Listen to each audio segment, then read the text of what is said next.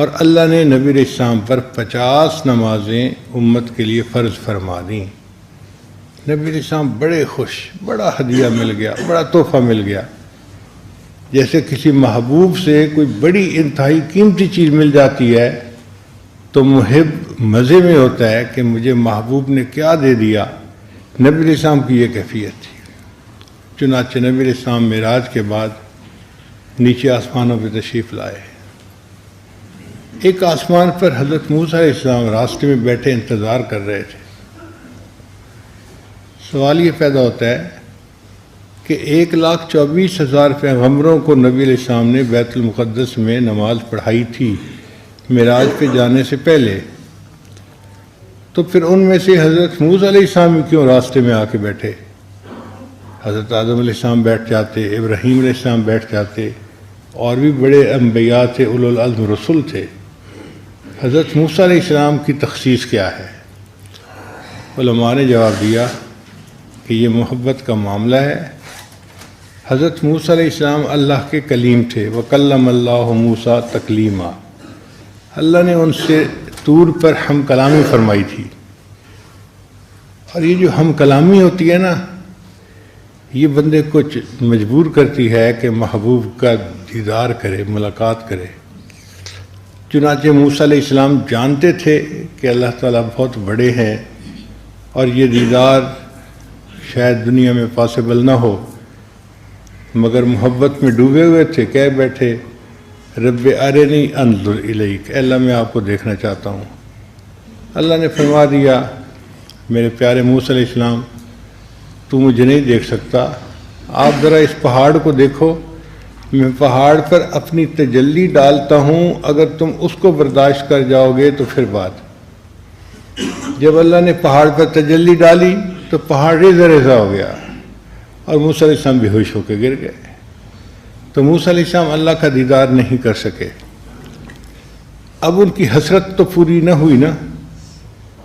آج موسیٰ علیہ السلام کو پتہ چلا کہ اللہ نے اپنے محبوب صلی اللہ علیہ وسلم کو اپنے دیدار کے لیے عرشوں پر بلایا ہے، تو موسیٰ علیہ السلام کے دل میں ایک خواہش نے جنم لیا، اللہ میں تو دیدار نہ کر سکا کیونکہ دنیا میں پاسبل نہیں ہے، آپ نے اپنے محبوب کو عرشوں پر بلایا ہے، میں راستے میں بیٹھ جاتا ہوں، جو آپ کا دیدار کر کے واپس آئیں گے میں ان کا ہی دیدار کر لوں گا، میں نہیں مل سکا تو کوئی بات نہیں، آپ کے محبوب تو آپ کا دیدار کریں گے نا، جو آپ کے دیدار سے مشرف ہوں گے اللہ میں ان کا دیدار کروں گا۔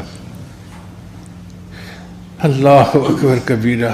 اس لیے حضرت موسیٰ علیہ السلام راستے میں انتظار میں تھے۔ نبی علیہ السلام سے ملاقات ہوئی، عرض کیا اے اللہ کے حبیب صلی اللہ علیہ وسلم آپ کو کیا ہدیہ ملا؟ نبی علیہ السلام نے بہت خوشی خوشی بتایا کہ اللہ نے میری امت پر 50 نمازیں فرض فرمائی۔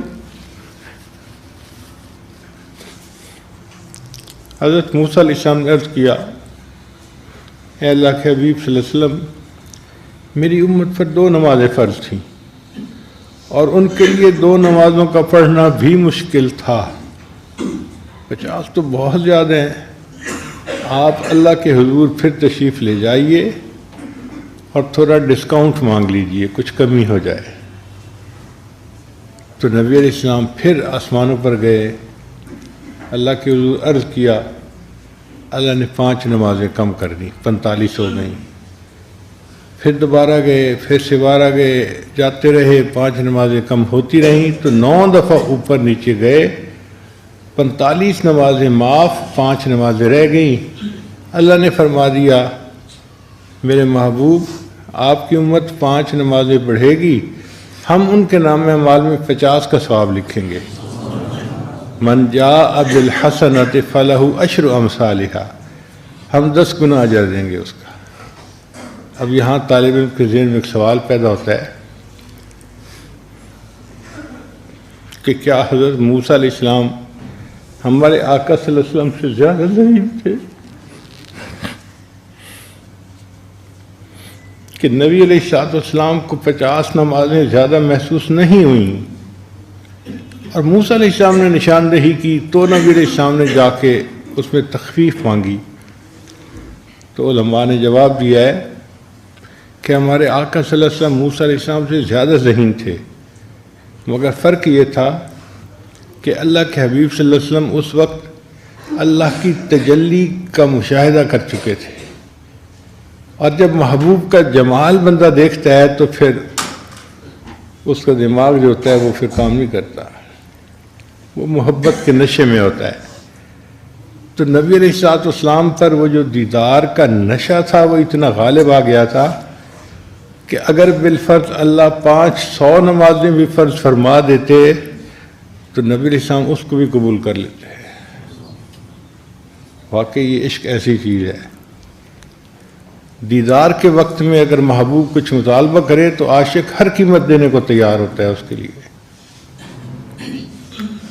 اس دیدار کے نعمت کی وجہ سے محبوب کو یہ 50 نمازیں کچھ زیادہ لگی نہیں،